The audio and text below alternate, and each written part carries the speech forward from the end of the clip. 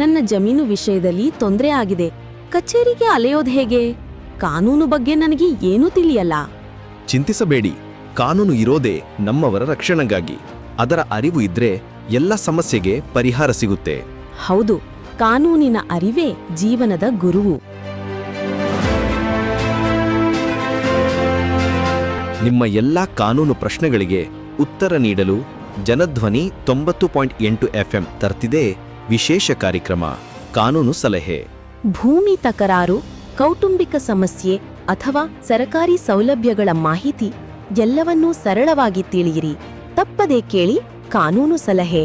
ಪ್ರತಿ ಶುಕ್ರವಾರ ಬೆಳಗ್ಗೆ 10:20ಕ್ಕೆ ಹಾಗೂ ಭಾನುವಾರ ರಾತ್ರಿ 8 ಗಂಟೆಗೆ ನಿಮ್ಮ ಮೆಚ್ಚಿನ ಜನಧ್ವನಿ 90.8 FMನಲ್ಲಿ.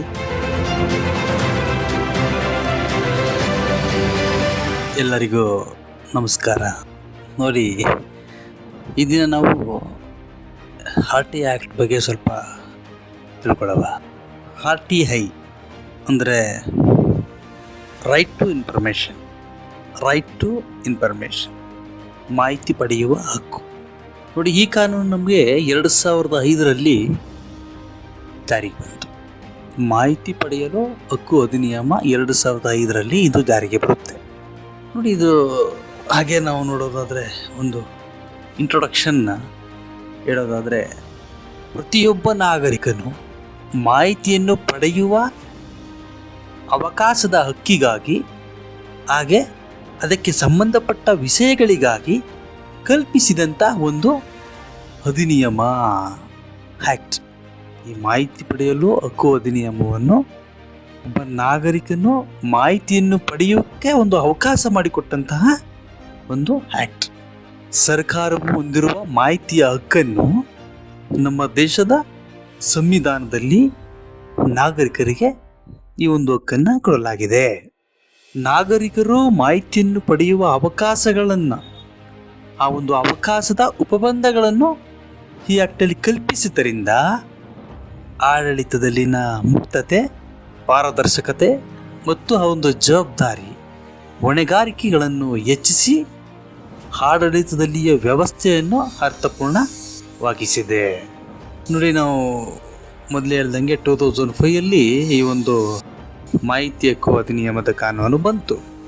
ಆದರೆ ಈ ಒಂದು ಕಾನೂನು ಜಮ್ಮು ಮತ್ತು ಕಾಶ್ಮೀರ ರಾಜ್ಯವನ್ನು ಹೊರತುಪಡಿಸಿ ನಮ್ಮ ಭಾರತ ದೇಶಕ್ಕೆ ಮಾತ್ರ ಇದು ಅನ್ವಯಿಸುತ್ತದೆ.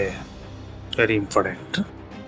ಸೊ ಈಗ ನಾವು ಸರಳವಾಗಿ ತಿಳ್ಕೊಳ್ಳೋದೇನೆಂದರೆ, ಮಾಹಿತಿ ಅಂದರೆ ಏನು? ನೋಡಿ, ಸಾಮಾನ್ಯವಾಗಿ ಒಂದು ವರ್ತಮಾನ ಕಾಲದಲ್ಲಿ ಅಥವಾ ಸದ್ಯದಲ್ಲಿ ಚಾಲ್ತಿಯಲ್ಲಿರುವಂಥ ಯಾವುದೇ ಕಾನೂನಿನ ಅಡಿಯಲ್ಲಿ ವೈಯಕ್ತಿಕ ಪ್ರಾಧಿಕಾರ, ಸಾರ್ವಜನಿಕ ಪ್ರಾಧಿಕಾರ ಇವುಗಳಿಗೆ ಸಂಬಂಧಿಸಿದ ಮಾಹಿತಿ, ಅದು ಯಾವುದೇ ನಮೂನೆಯ ಒಂದು ಸಾಮಗ್ರಿ ಆಗಿರಲಿ ಅಥವಾ ದಾಖಲೆ ಆಗಿರಲಿ, ದಾಸ್ತಾವೇಜು ಆಗಿರಲಿ, ಯಾವುದೇ ಒಂದು ಇಮೇಲು ಅಥವಾ ಮೆಮೊ ಥರದ್ದು ಅಥವಾ ಅಭಿಪ್ರಾಯಗಳಾಗಲಿ, ಸಲಹೆಗಳಾಗಲಿ, ಈ ಕೆಲವೊಂದು ಪ್ರೆಸ್ ರಿಲೀಸ್ ಆದೇಶ, ಅನೇಕ ಜನರಿಗೆ ಕಳಿಸಿದಂಥ ಒಂದು ಪತ್ರಗಳು, ಕರಾರು, ವರದಿಗಳು, ಕಾಗದಗಳು, ಮಾದರಿಗಳು, ದಿನಚರಿಯ ಪುಸ್ತಕಗಳು, ಯಾವುದೇ ರೀತಿಯ ಎಲೆಕ್ಟ್ರಾನಿಕ್ ವಿಧಾನದ ಮೂಲಕ ಸಂಬಂಧಿಸಿದಂಥದ್ದನ್ನು ಒಳಗೊಂಡಿರುವಂಥದ್ದೇ ಮಾಹಿತಿ. ನೋಡಿ, ಮಾಹಿತಿ ಅಂತಂದರೆ ಈಗ ನಾನೇನು ಹೇಳಿದೆ ಇವುಗಳನ್ನೆಲ್ಲವನ್ನು ಒಳಗೊಂಡಿರ್ತದೆ. ನೆಕ್ಸ್ಟ್ ನಾವು ಹೇಳೋದಾದರೆ, ಮಾಹಿತಿ ಹಕ್ಕು ಅಂದರೆ ಏನು? ಈಗ ನಾವು ತಿಳ್ಕೊಂಡಿದ್ದನ್ನು ಮಾಹಿತಿ ಹಕ್ಕು ರೈಟ್ ಟು ಇನ್ಫಾರ್ಮೇಷನ್ ಆ್ಯಕ್ಟು 2005 ಬಂತು. ಅದು ಯಾಕೆ ಬಂತು? ನಮ್ಮ ದೇಶಕ್ಕೆ ಅದು ಯಾವ ರಾಜ್ಯಗಳನ್ನು ಹೊರತುಪಡಿಸಿ ಅದು ನಮಗೆ ಅನ್ವಯ ಆಗುತ್ತೆ ಅಂತ ತಿಳ್ಕೊಂಡು, ಮಾಹಿತಿ ಅಂದರೆ ಏನು ಅಂತ ಸ್ಪಷ್ಟವಾಗಿ ತಿಳ್ಕೊಂಡು, ಈಗ ಮಾಹಿತಿ ಹಕ್ಕು ಅಂದರೆ ಏನು? What is the right to information? ನೋಡಿ, ಯಾವುದೇ ಸಾರ್ವಜನಿಕ ಪ್ರಾಧಿಕಾರದ ನಿಯಂತ್ರಣದಲ್ಲಿರುವ ನಾವು ಸುಲಭವಾಗಿ ನೋಡೋವಂಥದ್ದು, ಅದು ಡಾಕ್ಯುಮೆಂಟ್ಸ್, ದಾಸ್ತಾವೇಜಾಗಲಿ, ದಾಖಲೆಗಳಾಗಲಿ ಅಥವಾ ಕೆಲಸದ ನಿರೀಕ್ಷಣೆಗಳಾಗಲಿ, ಬರೆದುಕೊಳ್ಳುವಂಥದ್ದು, ನಕಲು ಮಾಡುವಿಕೆ ಅಂಥದ್ದು, ಜೆರಾಕ್ಸ್ ಅಥವಾ ಆ ದಾಸ್ತಾವೇಜನ್ನು ದೃಢೀಕರಿಸಿದ ಪ್ರತಿಗಳಾಗಿ ಸರ್ಟಿಫೈಡ್ ಕಾಪೀಸ್ಗಳಾಗಲಿ ಅಥವಾ ಏನೇ ದಾಖಲೆಗಳಾಗಲಿ ಅಥವಾ ವಸ್ತುವಿನ ದೃಢೀಕರಿಸಿದ ಮಾದರಿ, ಮಾಹಿತಿ ಸಂಗ್ರಹಣೆಯ ಡಿಸ್ಕಟ್ಸ್, ಫ್ಲಾಪಿ ಟಿಪ್ಸ್, ವಿಡಿಯೋ ಕ್ಯಾಸೆಟ್ ಅಥವಾ ಇನ್ನಿತರ ಯಾವುದೇ ಎಲೆಕ್ಟ್ರಾನಿಕ್ ಮೂಲಕ ಮುದ್ರಣ ಪ್ರತಿ ಅಂತ ಮಾಹಿತಿ ಗಣಕಯಂತ್ರ ಅಥವಾ ಯಾವುದೇ ಸಾಧನದಿಂದ ಇರುವಂಥದ್ದನ್ನು ನಾವು ಪಡೆಯುವಂಥದ್ದನ್ನು ಮಾಹಿತಿ ಹಕ್ಕು ಅಂತ ಹೇಳ್ಬೋದು. ಇಂಥ ಒಂದು ಮಾಹಿತಿ ಪಡೆಯುವ ಅವಕಾಶದ ಹಕ್ಕಿಗಾಗಿ ನಮಗೆ ಈ ಕಾನೂನಿಗೂ ನಮಗೆ ಈ ಒಂದು ಉಪಬಂಧ ಕಲ್ಪಿಸುವುದರಿಂದ ಆಡಳಿತದಲ್ಲಿ ಮುಕ್ತತೆ, ಪಾರದರ್ಶಕತೆ, ಹೊಣೆಗಾರಿಕೆ, ಜವಾಬ್ದಾರಿಗಳನ್ನು ಹೆಚ್ಚಿಸುತ್ತೆ ಮತ್ತು ಈ ಜನರು ಆಡಳಿತದಲ್ಲಿ ಪರಿಣಾಮಕಾರಿಯಾಗಿ ಭಾಗವಹಿಸುವುದನ್ನು ಖಚಿತಪಡಿಸಿಕೊಳ್ಳುವುದರಿಂದ ಪ್ರಜಾಪ್ರಭುತ್ವ ವ್ಯವಸ್ಥೆಯನ್ನು ಅರ್ಥಪೂರ್ಣವಾಗಿ ಮಾಡುತ್ತದೆ. ಪ್ರತಿಯೊಬ್ಬ ನಾಗರಿಕನು ಮಾಹಿತಿ ಪಡೆಯುವ ಅವಕಾಶದ ಹಕ್ಕಿಗಾಗಿ ಮತ್ತು ಅದಕ್ಕೆ ಸಂಬಂಧಪಟ್ಟಂತೆ ಹಾಗೂ ಅದಕ್ಕೆ ಆನುಷಂಗಿಕ ವಿಷಯಗಳಿಗಾಗಿ ಈ ಅಧಿನಿಯಮವನ್ನು ಕಲ್ಪಿಸಲಾಗಿದೆ. ಇದು next request for obtaining information. ಈ ಒಂದು ಏನು ಮಾಹಿತಿ ಪಡೆಯಲು ಮನವಿ, ಇದರ ಒಂದು ಕಲಂ 6 ಹೇಳುತ್ತೆ. ಆರ್ಟಿ ಆ್ಯಕ್ಟ್ ಸೆಕ್ಷನ್ 6 ಇದ್ರ ಬಗ್ಗೆ ಇದೆ ನೋಡಿ. ಯಾವುದೇ ಒಬ್ಬ ವ್ಯಕ್ತಿಯು ಈ ಒಂದು ಆ್ಯಕ್ಟದ ಅನ್ವಯ ಯಾವುದೇ ಮಾಹಿತಿಯನ್ನು ಪಡೆಯಬೇಕೆಂದು ಅವನು ಇಚ್ಛಿಸಿದಲ್ಲಿ, a person who desire to obtain any information under this act, ಲಿಖಿತವಾದ ಮನವಿಯನ್ನು ಅಥವಾ ಎಲೆಕ್ಟ್ರಾನಿಕ್ ಮೂಲಕ ಅಥವಾ ನಮ್ಮ ಮಾತೃಭಾಷೆಯಲ್ಲಿ ಅಥವಾ ಆಂಗ್ಲ ಭಾಷೆಯಲ್ಲಿ ಅಥವಾ ಹಿಂದಿ ಅಥವಾ ಆ ಒಂದು ಕಚೇರಿಯ ಭಾಷೆ, ಅಫಿಷಿಯಲ್ ಲ್ಯಾಂಗ್ವೇಜ್ ಅಂತ ಅರ್ಜಿಯು ಗೊತ್ತುಪಡಿಸಲಾಗದ ಒಂದು ಫೀಸನ್ನು ಸಹ ಹೊಂದಿರುತ್ತದೆ.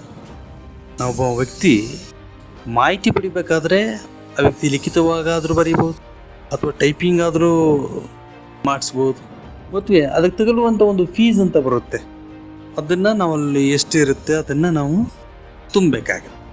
ಸಂದರ್ಭಕ್ಕೆ ಅನುಸಾರವಾಗಿ ಕೇಂದ್ರ ಸಾರ್ವಜನಿಕ ಮಾಹಿತಿ ಅಧಿಕಾರಿ ಅಥವಾ ರಾಜ್ಯ ಸಾರ್ವಜನಿಕ ಮಾಹಿತಿ ಅಧಿಕಾರಿಗೆ, ಸಂದರ್ಭಕ್ಕೆ ಅನುಸಾರವಾಗಿ ಕೇಂದ್ರ ಸಹಾಯಕ ಸಾರ್ವಜನಿಕ ಮಾಹಿತಿ ಅಧಿಕಾರಿಗಳಿಗೆ ಅಥವಾ ರಾಜ್ಯ ಸಹಾಯಕ ಸಾರ್ವಜನಿಕ ಅಧಿಕಾರಿಗಳಿಗೆ ಯಾರೋ ಒಬ್ಬರು ಬೇಕಾದ ಮಾಹಿತಿಯ ವಿವರಣೆಯೊಂದಿಗೆ ಆ ಅರ್ಜಿಯನ್ನು ನಾವು ಸಲ್ಲಿಸಬೇಕಾಗತ್ತೆ.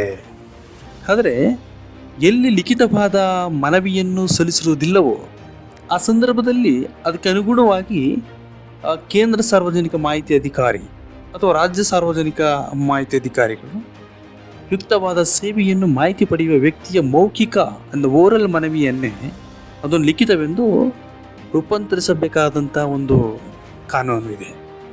ಮಾಹಿತಿಗಾಗಿ ಮನವಿಯನ್ನು ಸಲ್ಲಿಸುವ ವ್ಯಕ್ತಿ ಆ ವ್ಯಕ್ತಿಯ ವಿವರಣೆಯ ಮಾಹಿತಿ ಬಿಟ್ಟು ಅವಶ್ಯಕ ಮಾಹಿತಿ ಬಗ್ಗೆ ಕಾರಣವನ್ನು ಕೊಡುವ ಅಥವಾ ವ್ಯಕ್ತಿಗಳ ಮಾಹಿತಿ ಕೊಡುವ ಅವಶ್ಯಕತೆ ಇರುವುದಿಲ್ಲ. ನೋಡಿ, this is very very important.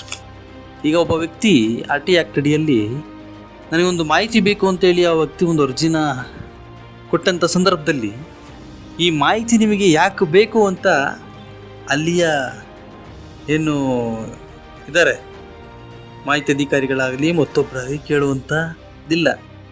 ಆ ಮಾಹಿತಿ ನನಗೇನು ಅದು ಯಾಕೆ ಅವಶ್ಯಕತೆ, ಅದರಿಂದ ನನಗೇನು ಪ್ರಯೋಜನ, ಅದನ್ನೇನು ಕೇಳಕ್ಕೆ ಬರುತ್ತಿಲ್ಲ. ನಾವು ಮಾಹಿತಿ ಕೇಳ್ತಾ ಇದ್ದೀವಿ, ಅವ್ರು ಮಾಹಿತಿ ಕೊಡಬೇಕು. ಇದೊಂದು ಇಂಪಾರ್ಟೆಂಟ್.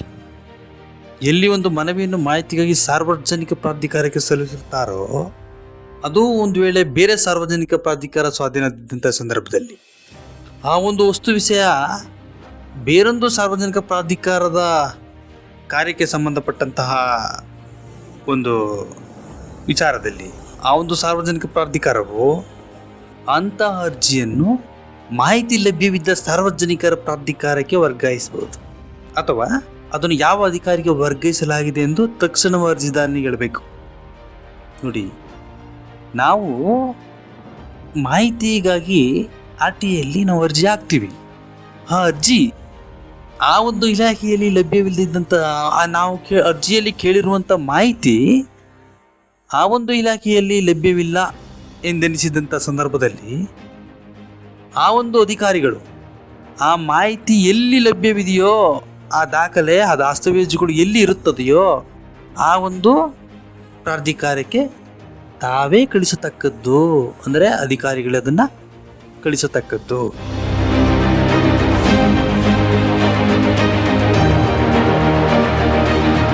ಮತ್ತು RTA ಕಾರ್ಯಕರ್ತ ಯಾರಿರ್ತಾರೆ, ಅರ್ಜಿದಾರರು ಇರ್ತಾರೆ, RTA ಹಾಕಿದಂಥ ಅರ್ಜಿದಾರ, ಆತನಿಗೆ ಇಂಥ ಅಧಿಕಾರಿಗೆ, ಇಂಥ ಇಲಾಖೆಗೆ ಈ ನೀವು ಕೊಟ್ಟಂಥ ಅರ್ಜಿನ ವರ್ಗಾವಣೆ ಮಾಡಲಾಗಿದೆ ಅಂತೇಳಿ ನಾವು ಅರ್ಜಿದಾರರಿಗೆ ತಿಳಿಸ್ಬೇಕಾಗುತ್ತೆ. ಅಂದರೆ ಕೆಲವೊಂದು ಉಪಕಲಂನ ಅಡಿಯಲ್ಲಿ ಹೇಳುತ್ತೆ, ಒಂದು ವೇಳೆ ಅಂಥ ಅರ್ಜಿಗಳು ವರ್ಗಾವಣೆ ಮಾಡಿದ ಕೂಡಲೇ ಸಾಧ್ಯವಾದಷ್ಟು ಬೇಗನೆ, ಅಂದರೆ ಅರ್ಜಿಯಲ್ಲಿ ಸ್ವೀಕರಿಸಿದ ಒಂದು ಬಿಫೋರ್ 5 days, 5 ದಿವಸದೊಳಗಾಗಿ ಅದನ್ನು ಮಾಡಬೇಕು ಅಂತ ಹೇಳುತ್ತೆ. ನೋಡಿ, ಅದರ ಜೊತೆಗೆ ಇನ್ನೊಂದಿದೆ, ನಾವೆಲ್ಲರೂ ಅಂದ್ಕೊಂಡಿರ್ತೀವಿ ಈ RTA ಆ್ಯಕ್ಟಲ್ಲಿ ನಾವು ಯಾವುದೇ ದಾಖಲೆಗಳನ್ನ ಕೇಳಿದ್ರು ಕೊಟ್ಟೇ ಕೊಡ್ತಾರೆ. ಆದರೆ ಈ ಆ್ಯಕ್ಟಲ್ಲಿ ಸೆಕ್ಷನ್ 7 ಹೇಳುತ್ತೆ, ಕೆಲವೊಂದನ್ನು ತಿರಸ್ಕರಿಸ್ಬೋದು, ಕೆಲವೊಂದು ಮಾಹಿತಿಗಳನ್ನು ಸಹ ಕೊಡದೇ ಇರೋಂಥ ಅಧಿಕಾರ ಮಾಹಿತಿ ಅಧಿಕಾರಿಗಳಿಗೆ ಇದೆ. ಅದು ಯಾವ್ಯಾವುದು ಏನು ಅಂತ ನಾವು ಈಗ ತಿಳ್ಕೊಳ್ಳೋದು.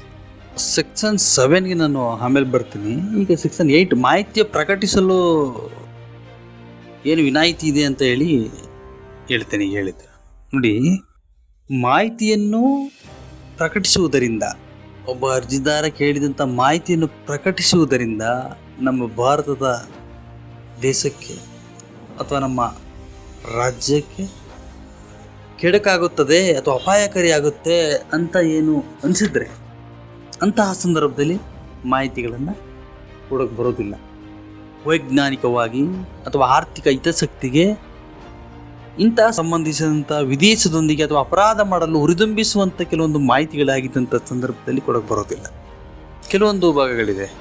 ಈ ಒಂದು ಮಾಹಿತಿಯನ್ನು ಬಹಿರಂಗಪಡಿಸಲು ಯಾವುದೇ ಗೌರವಾನ್ವಿತ ನ್ಯಾಯಾಲಯ ಅಥವಾ ಪ್ರಾಧಿಕಾರಗಳು ನಿಷೇಧಿಸಿದ್ದರೆ, ಅದನ್ನು ಕೊಡಬೇಡಿ ಅಂತೇಳಿ ಒಂದು ಆದೇಶವಾಗಿದ್ದರೆ ಅಂಥ ಬಹಿರಂಗಪಡಿಸಬೇಕೆಯ ಒಂದು ವೇಳೆ ಅವರು ಆ ಥರ ಆಯ್ದಂಥ ಬಹಿರಂಗಪಡಿಸಿದರೆ ಅದು ನ್ಯಾಯಾಲಯ ನಿಂದನೆ ಆಗುತ್ತೆ. ನಾವು ಕೊಡುವ ಮಾಹಿತಿಯಿಂದಾಗಿ ನ್ಯಾಯಾಲಯ ನಿಂದನೆ ಆಗುವಂತಿದ್ದರೆ ಅದನ್ನು ಕೊಡಲು ಬರೋದಿಲ್ಲ. ನಾವು ಅಂದರೆ ಮೀನ್ಸ್ ಮಾಹಿತಿ ಅಧಿಕಾರಿಗಳು. ಮಾಹಿತಿಯನ್ನು ಬಹಿರಂಗಪಡಿಸುವುದರಿಂದ ಸಂಸತ್ತಿನ ಅಥವಾ ರಾಜ್ಯ ವಿಧಾನಮಂಡಲದ ವಿಶೇಷಾಧಿಕಾರಿಗಳ ಉಲ್ಲಂಘನೆಯಾಗುವಂಥ ಮಾಹಿತಿಯನ್ನು ಸಹ ಕೊಡೋಕ್ಕೆ ಬರೋದಿಲ್ಲ. ಮಾಹಿತಿಯ ವಾಣಿಜ್ಯ, ಅದರ ನಂಬಿಕೆ, ವ್ಯಾಪಾರ ಗೋಪ್ಯತೆ ಅಥವಾ ಜ್ಞಾನದಿಂದ ಬಂಧಿಸುವಂಥ ಸೊತ್ತುಗಳು ಬಹಿರಂಗಪಡಿಸುವುದರಿಂದ ಆ ಮೂರನೇ ವ್ಯಕ್ತಿತ್ವಕ್ಕೆ ಧಕ್ಕೆಯಾಗುವಂತಿದ್ದರೆ ಸಾರ್ವಜನಿಕ ಪ್ರಾಧಿಕಾರವು ಸಮಾಧಾನಗೊಂಡಲ್ಲಿ ಅಂಥ ಮಾಹಿತಿಯನ್ನು ಬಹಿರಂಗಪಡಿಸಬಾರದು ಅಂತ ಹೇಳಿ ಈ ಒಂದು ಆ್ಯಕ್ಟಲ್ಲಿ ಹೇಳುತ್ತೆ. ಜನರ ವಿಶ್ವಾಸಕ್ಕೆ, ಸಮಾಜಕ್ಕೆ ಧಕ್ಕೆ ಉಂಟಾಗುತ್ತದೆ ಅಂತ ಅನ್ನಿಸಿದಾಗ ಸಕ್ಷಮ ಪ್ರಾಧಿಕಾರವು ಸಮಾಧಾನ ಪಟ್ಟಲ್ಲಿ ಸಾರ್ವಜನಿಕ ಹಿತಾಸಕ್ತಿಯನ್ನು ಗಣನೆಗೆ ತೆಗೆದುಕೊಂಡಂಥ ಸಂದರ್ಭದಲ್ಲಿ ಮಾಹಿತಿಗಳನ್ನು ಬಹಿರಂಗಪಡಿಸೋಕ್ಕೆ ಬರದು. ಇನ್ನು ತುಂಬ ಹೇಳುತ್ತೆ, ವಿದೇಶಿ ಸರ್ಕಾರದೊಂದಿಗೆ ಗೌಪ್ಯವಾಗಿ ಸ್ವೀಕರಿಸಿದಂಥ ಮಾಹಿತಿಗಳನ್ನು ಬಹಿರಂಗಪಡಿಸಲಾಗೋದಿಲ್ಲ. ಯಾವುದೇ ಮಾಹಿತಿಯನ್ನು ಬಹಿರಂಗಪಡಿಸುವುದರಿಂದ ಯಾವುದೇ ವ್ಯಕ್ತಿಯ ಜೀವಕ್ಕೆ ಅಥವಾ ದೈಹಿಕ ಸಂಕಟಕ್ಕೆ ಗುರಿಯಾಗುತ್ತಿದ್ದರೆ ಅಂತಹ ಮಾಹಿತಿಯನ್ನು ರಕ್ಷಣೆಗೋಸ್ಕರ ಬಹಿರಂಗಪಡಿಸಬಾರದು ಅಂತ ಹೇಳುತ್ತೆ ಈ ಆ್ಯಕ್ಟಲ್ಲಿ. ಈ ಒಂದು ಮಾಹಿತಿಯನ್ನು ಬಹಿರಂಗಪಡಿಸುವುದರಿಂದ ತನಿಖೆ ಅಥವಾ ಬಂಧಿಸುವಂಥ ಅಥವಾ ಅಪರಾಧಿಗಳ ಕಾನೂನಿನ ವಿವರಣೆಗೆ ಅಡ್ಡಿಯುಂಟಾಗುತ್ತಿದ್ದರೆ, ಅಥವಾ ಇನ್ನೂ ಹೇಳುತ್ತೆ, ಸಚಿವ ಸಂಪುಟದ ಕಾಗದ ಪತ್ರಗಳು, ಮಂತ್ರಿಗಳ ಆಲೋಚನೆ ಅಥವಾ ಕಾರ್ಯದರ್ಶಿ ಮತ್ತು ಇತರ ಅಧಿಕಾರಿಗಳ ಆಲೋಚನೆ, ಚರ್ಚೆ, ವಿಚಾರ ಮಾಡೋದು ಏನಿರುತ್ತೆ ಇದನ್ನೆಲ್ಲ ಒಳಗೊಂಡಿದ್ದಂಥ ಸಂದರ್ಭದಲ್ಲಿ ಆ ಒಂದು ಮಾಹಿತಿಗಳನ್ನು ಕೊಡಕ್ಕೆ ಬರೋದು. 1923 ಒಂದು ಆ್ಯಕ್ಟ್ ಇದೆ, 1923 ಅಫಿಷಿಯಲ್ ಸೀಕ್ರೆಟ್ ಆ್ಯಕ್ಟ್, ಉದ್ಯೋಗದ ಗುಪ್ತ ರಹಸ್ಯ ಅಧಿನಿಯಮ. ಈ ಅಡಿಯಲ್ಲಿ ಏನೇ ಹೇಳಿದ್ರು ಅಥವಾ ಯಾವುದೇ ವಿನಾಯಿತಿಯನ್ನು ಉಪಖಂಡ 1 ಒದಗಿಸಿದರೂ ಸಹ ಪರವಾನಗಿದ್ದರೂ ಸಹ ಸಾರ್ವಜನಿಕ ಪ್ರಾಧಿಕಾರವು ಸಾರ್ವಜನಿಕ ಹಿತಾಸಕ್ತಿಗೆ ಕುಂದು ಬರದೆಂಬ ಪ್ರಾಧಾನ್ಯತೆಯನ್ನು ಮೀರಿಸದಂಥ ಮಾಹಿತಿಯನ್ನು ಬಹಿರಂಗಪಡಿಸಬಹುದು ಅಂತ ಹೇಳಿ ಔಟ್ವೈಟ್ಸ್ ಹೇಳುತ್ತೆ. ಇನ್ನೊಂದು ಡಿಸ್ಪೋಸಲ್ ಆಫ್ ರಿಕ್ವೆಸ್ಟ್. ನಾವೇನೋ ಒಬ್ಬ ಅರ್ಜಿದಾರ ಏನು ಮಾಹಿತಿಯನ್ನು ಕೇಳಿರ್ತಾನೆ, ಆ ಅರ್ಜಿ ಕಲಂ 6ರಲ್ಲಿ ಆ್ಯಕ್ಟ್ ಸೆಕ್ಷನ್ 6ರಲ್ಲಿ ನಾವು ಸ್ವೀಕರಿಸಿದ ನಂತರ ಕಲಂ 7ನಲ್ಲಿ ನಾವು ಅದನ್ನು ಆ ಕೋರಿಕೆಯ ವಿನಿಮಯ ಮಾಡಬೇಕಾಗುತ್ತೆ. ಅಂದರೆ ಸಾಧ್ಯವಾದಷ್ಟು ಆ ಮನವಿಯನ್ನು ಶೀಘ್ರದಲ್ಲಿ ಮಾಹಿತಿನ ಗೊತ್ತುಪಡಿಸಬೇಕಾಗತ್ತೆ. ಇಂಥ ಮನವಿಯನ್ನು ಸ್ವೀಕರಿಸಿದ 30 ದಿವಸದ ಒಳಗೆ, ಈಗ ಒಬ್ಬ ಮಾಹಿತಿದಾರ ಆ ದೂರುದಾರ ಕೊಟ್ಟಂಥ ಸಂದರ್ಭದಲ್ಲಿ ಅರ್ಜಿದಾರ 30 ದಿನದೊಳಗೆ ನಾವು ಮಾಹಿತಿನ ಕೊಡಬೇಕು ಅಂತ ಹೇಳಿ ಆ್ಯಕ್ಟ್ ಹೇಳುತ್ತೆ. ಅಥವಾ ನಾವು ಈಗ ತಾನೇ ಹೇಳಿದೆ ಸೆಕ್ಷನ್ 8 ಪ್ರಕಾರ ಅರ್ಜಿಯಲ್ಲಿ ಆ ಥರ ವಿಚಾರಕ್ಕೆ ಸಂಬಂಧಪಟ್ಟಿದ್ರೆ ಅದನ್ನು ತಿರಸ್ಕರಿಸಲೂಬಹುದು ಅಂತ. ಎಲ್ಲಿ ಇಂಥ ಮಾಹಿತಿಯನ್ನು ಕೇಳಲಾಗಿದೆಯೋ ಆ ಜೀವನದ ವ್ಯಕ್ತಿಯ ಸ್ವಾತಂತ್ರ್ಯ ಇದ್ದಲ್ಲಿ ಅಂತಹದನ್ನು ಅರ್ಜಿ ಸ್ವೀಕರಿಸಿದ 48 ಗಂಟೆಗಳಲ್ಲಿ ಪೂರೈಸಬೇಕು ಅಂತಲೂ ಸಹ ಹೇಳುತ್ತೆ. ಸೊ ಒಂದು ಕ್ಲಾರಿಫೈ, ಒಬ್ಬ ಅರ್ಜಿದಾರ RTIಗೆ ಅರ್ಜಿ ಸಲ್ಲಿಸಿದಾಗ 30 ದಿವಸದೊಳಗೆ ನಮಗೆ ಆ ಅಧಿಕಾರಿಗಳು ಮಾಹಿತಿನ ಕೊಡಬೇಕು. ಇದು ಕ್ಲಿಯರ್ ಕಟ್. ಸೊ 30 ದಿವಸದೊಳಗೆ ಅವರು ಕೊಡಲಿಲ್ಲ, ನೆಕ್ಸ್ಟ್ ಪ್ರೊಸೀಜರ್ ಅದನ್ನು ನಾವೀಗ ತಿಳ್ಕೊಳ್ಳೋದು. 30 ದಿವಸದೊಳಗೆ ನಮಗೆ ಮಾಹಿತಿ ಕೊಡಲಿಲ್ಲ. So next we are going to appeal. ನಾವು ಮೇಲ್ಮನವಿಯನ್ನು ಸಲ್ಲಿಸ್ಬೋದು. ನಮ್ಮ ಲೋಕಲ್ ಸಲುವಾಗಿ ನಾವು ಏನು ಮಾಹಿತಿನ ಕೇಳಿರ್ತೀವಿ, ಆ ಮಾಹಿತಿ ನಮಗೆ 30 ಡೇಸಲ್ಲಿ ನಮಗೆ ಸಿಗದೆ ಹೋದಂಥ ಸಂದರ್ಭದಲ್ಲಿ ನಾವು ನೆಕ್ಸ್ಟ್ ಅಪೀಲ್ ಹೋಗ್ಬೋದು. ಅಪೀಲಲ್ಲಿ first appeal and second appeal ಅಂತ ಇರುತ್ತೆ. ಮೊದಲ ಮೇಲ್ಮನವಿ ಸಲ್ಲಿಸಬೇಕೆ, ಎರಡನೇ ಮೇಲ್ಮನವಿ ಸಲ್ಲಿಸಬೇಕೆ ಅಂತ ಇರುತ್ತೆ. ಅದನ್ನು ನೀಟಾಗಿ ಆ್ಯಕ್ಟ್ ಪ್ರಕಾರ ಓದ್ತೀನಿ.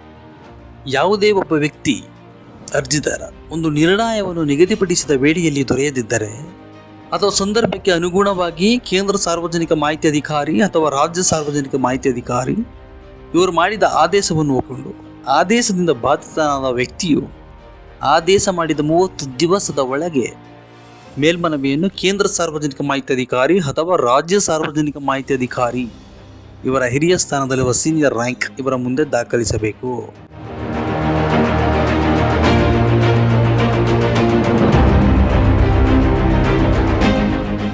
ಇದು ಪ್ರತಿಯೊಂದು ಸಾರ್ವಜನಿಕರ ಅಧಿಕಾರಕ್ಕೆ ಅನ್ವಯಿಸುತ್ತದೆ.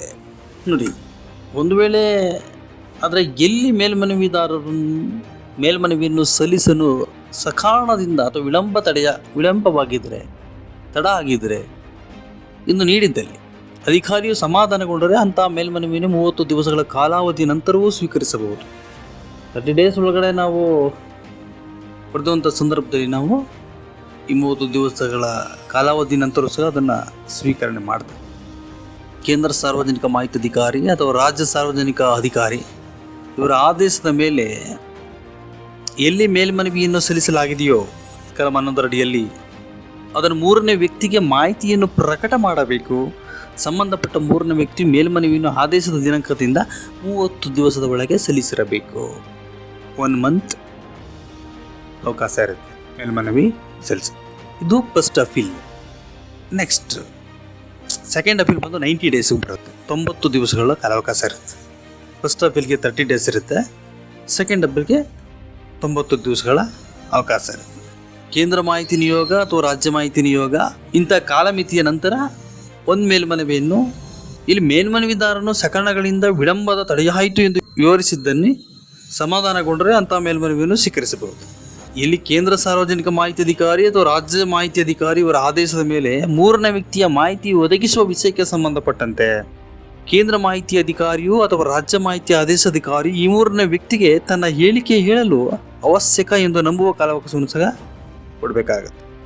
ಯಾವುದೇ ಮೇಲ್ಮನೆಯ ಪ್ರಕರಣದಲ್ಲಿ ಮಾಹಿತಿಯ ಪೂರೈಕೆಗೆ ಸಲ್ಲಿಸಿದ ಮನವಿಯನ್ನು ತಿರಸ್ಕರಿಸಿದೆ ಎಂಬುದನ್ನು ತನ್ನ ತಪ್ಪು ಯಾವುದೂ ಇಲ್ಲ, ನಾನು ನಿರ್ದೋಷಿ ಎಂದು ಹೇಳುವಂಥ ಹೊಣೆಗಾರಿಕೆ ಕೇಂದ್ರ ಸಾರ್ವಜನಿಕ ಮಾಹಿತಿ ಅಧಿಕಾರಿ ಅಥವಾ ರಾಜ್ಯ ಸಾರ್ವಜನಿಕ ಮಾಹಿತಿ ಅಧಿಕಾರಿ ಅಥವಾ ಯಾರು ತಿರಸ್ಕರಿಸ್ತಾರೋ ಅವ್ರ ಮೇಲೆ ಇರ್ತದೆ. ಅವರ ಪ್ರಕಾರ ಏನು ಮಾಡಬೇಕು ಅದನ್ನು ಮಾಡ್ಬೋದು. ಫಸ್ಟ್ ಆ್ಯಂಡ್ ಸೆಕೆಂಡ್ ಅಪೀಲಲ್ಲಿ ನಾವು ಅಪೀಲ್ ಹೋಗ್ತೀವಿ 30 ಡೇಸ್ ಆ್ಯಂಡ್ 90 ಡೇಸ್. ಸೊ ಆವಾಗ ನಾವು ಮೇಲ್ಮನವಿಯನ್ನು ಸಲ್ಲಿಸಿದ 30 ದಿವಸಗಳಾಗಿ ಅದನ್ನು ನಿರ್ಣಯ ಮಾಡಬೇಕು. ಅಥವಾ ಅದನ್ನು ದಾಖಲಿಸಿದ ದಿವಸದಿಂದ ಒಟ್ಟು 45 ದಿವಸ ದಾಟದೇ ಇರೋ ಥರ 45 ದಿವಸಕ್ಕಿಂತ ಹೆಚ್ಚಿನ ದಿನಗಳನ್ನ ತೆಗೆದುಕೊಳ್ಳದೆ ಅದರೊಳಗಾಗಿ ನಿಖಿತವಾದ ಕಾರಣಗಳನ್ನು ಕೊಟ್ಟು ಅದನ್ನು ನಿರ್ಣಯ ಮಾಡಬೇಕಾಗತ್ತೆ. ಕೇಂದ್ರ ಮಾಹಿತಿ ನಿಯೋಗ ಅಥವಾ ರಾಜ್ಯ ಮಾಹಿತಿ ನಿಯೋಗದ ಆದೇಶವು ಇದು ಏನು ಬಂಧನಕಾರಿಯಾಗಿರುತ್ತದೆ. ಆದರೆ ಈ ಕೇಂದ್ರ ಮಾಹಿತಿ ನಿಯೋಗ ಮತ್ತು ರಾಜ್ಯ ಮಾಹಿತಿ ನಿಯೋಗ ಕೆಲವೊಂದು ಅಧಿಕಾರಗಳನ್ನು ಹೊಂದಿದೆ. ಈ ಒಂದು ಡಿಪಾರ್ಟ್ಮೆಂಟ್ ಅಂದರೆ ಅಲ್ಲಿ ಏನು ಅಧಿಕಾರ ಇರುತ್ತೆ ಅಂದರೆ ಸಾಮಾನ್ಯವಾಗಿ ಎಲ್ಲರಿಗೂ ಗೊತ್ತಿರುವಂಥ ವಿಚಾರ.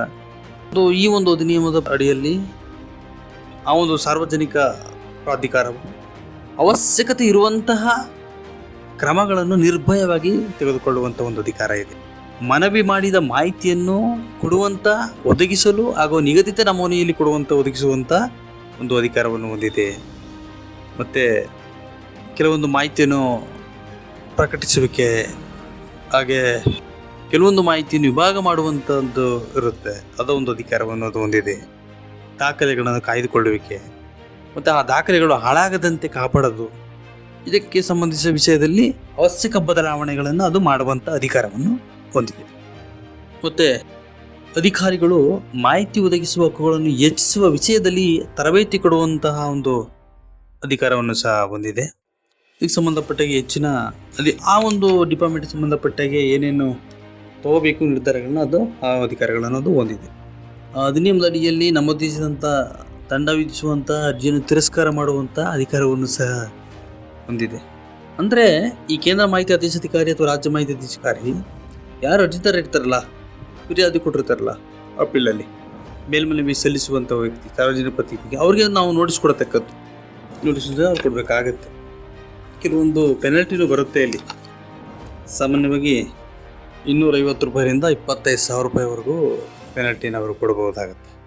ಅಂದರೆ ಕೇಂದ್ರ ಮಾಹಿತಿ ಆದೇಶಾಧಿಕಾರಿ ಅಥವಾ ರಾಜ್ಯ ಮಾಹಿತಿ ಆದೇಶಾಧಿಕಾರಿಯು ಯಾವುದೇ ಫಿರ್ಯಾದಿಯನ್ನು ಅಥವಾ ಮೇಲ್ಮನವಿಯನ್ನು ನಿರ್ಣಯಿಸುವಂತಹ ಸಮಯದಲ್ಲಿ ಕೇಂದ್ರ ಸಾರ್ವಜನಿಕ ಮಾಹಿತಿ ಅಧಿಕಾರಿ ಅಥವಾ ರಾಜ್ಯ ಸಾರ್ವಜನಿಕ ಮಾಹಿತಿ ಅಧಿಕಾರಿ ಇವರ ಅಭಿಪ್ರಾಯಕ್ಕೆ ಅವರು ಸಕಾರಣವಿಲ್ಲದೆ ಮಾಹಿತಿ ಒದಗಿಸುವ ಅರ್ಜಿಯನ್ನು ಸ್ವೀಕರಿಸಲು, ತಿರಸ್ಕರಿಸಲು ಅಥವಾ ತಿರಸ್ಕರಿಸಿದ್ದಲ್ಲಿ ಅಥವಾ ಕಲಂ 7 ಸಬ್ ಕ್ಲಾಸ್ 1 ಅಡಿಯಲ್ಲಿ ಸಮರ್ಥಿಸಿದಂತೆ ಈ ಆ್ಯಕ್ಟ್ ಪ್ರಕಾರ ನಿಗದಿತ ವೇಳೆಯಲ್ಲಿ ಮಾಹಿತಿಯನ್ನು ಪೂರೈಸಲು ತಪ್ಪಿದ್ದಲ್ಲಿ ಅಥವಾ ಮಾಹಿತಿಗಾಗಿ ಸಲ್ಲಿಸಿದ ಮನವಿಯನ್ನು ದುರ್ಬುದ್ಧಿಯಿಂದ, ಗೊತ್ತಿದ್ದರೂ ಗೊತ್ತಿಲ್ಲದಂತೆ, ಸರಿಯಿಲ್ಲದ ಮಾಹಿತಿ, ಅಪೂರ್ಣ ಮಾಹಿತಿ ಅಥವಾ ತಪ್ಪು ದಾರಿ ಇಳಿಯುವುದು, ಈ ಥರ ಏನಾದರೂ ಬೇಕಂತಲೇ ಉದ್ದೇಶಪೂರ್ವಕವಾಗಿ ಮಾಡಿದಂಥ ಸಂದರ್ಭದಲ್ಲಿ 250 ರೂಪಾಯಿಯಿಂದ ಹಿಡಿದು 25,000ವರೆಗೂ ದಂಡ ವಿಧಿಸಬಹುದು.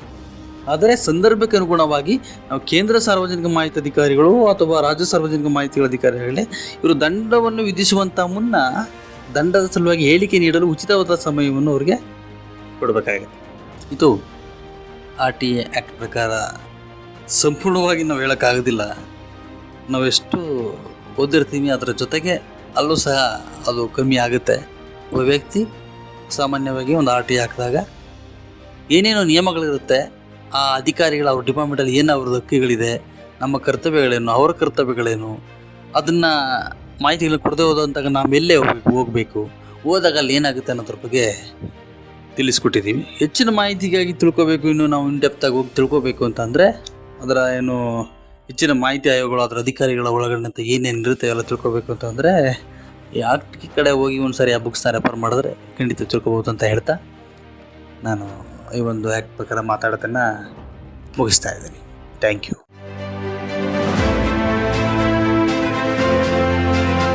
ಅಯ್ಯಯ್ಯೋ, ನನ್ನ ಜಮೀನು ವಿಷಯದಲ್ಲಿ ತೊಂದರೆ ಆಗಿದೆ. ಕಚೇರಿಗೆ ಅಲೆಯೋದು ಹೇಗೆ? ಕಾನೂನು ಬಗ್ಗೆ ನನಗೆ ಏನೂ ತಿಳಿಯಲ್ಲ. ಚಿಂತಿಸಬೇಡಿ, ಕಾನೂನು ಇರೋದೇ ನಮ್ಮವರ ರಕ್ಷಣೆಗಾಗಿ. ಅದರ ಅರಿವು ಇದ್ರೆ ಎಲ್ಲ ಸಮಸ್ಯೆಗೆ ಪರಿಹಾರ ಸಿಗುತ್ತೆ. ಹೌದು, ಕಾನೂನಿನ ಅರಿವೇ ಜೀವನದ ಗುರುವು. ನಿಮ್ಮ ಎಲ್ಲ ಕಾನೂನು ಪ್ರಶ್ನೆಗಳಿಗೆ ಉತ್ತರ ನೀಡಲು ಜನಧ್ವನಿ 90.8 FM ತರ್ತಿದೆ ವಿಶೇಷ ಕಾರ್ಯಕ್ರಮ ಕಾನೂನು ಸಲಹೆ. ಭೂಮಿ ತಕರಾರು, ಕೌಟುಂಬಿಕ ಸಮಸ್ಯೆ ಅಥವಾ ಸರಕಾರಿ ಸೌಲಭ್ಯಗಳ ಮಾಹಿತಿ ಎಲ್ಲವನ್ನೂ ಸರಳವಾಗಿ ತಿಳಿಯಿರಿ. ತಪ್ಪದೇ ಕೇಳಿ ಕಾನೂನು ಸಲಹೆ. ಪ್ರತಿ ಶುಕ್ರವಾರ ಬೆಳಗ್ಗೆ 10:20ಕ್ಕೆ ಹಾಗೂ ಭಾನುವಾರ ರಾತ್ರಿ 8 ಗಂಟೆಗೆ ನಿಮ್ಮ ಮೆಚ್ಚಿನ ಜನಧ್ವನಿ 90.8 FMನಲ್ಲಿ.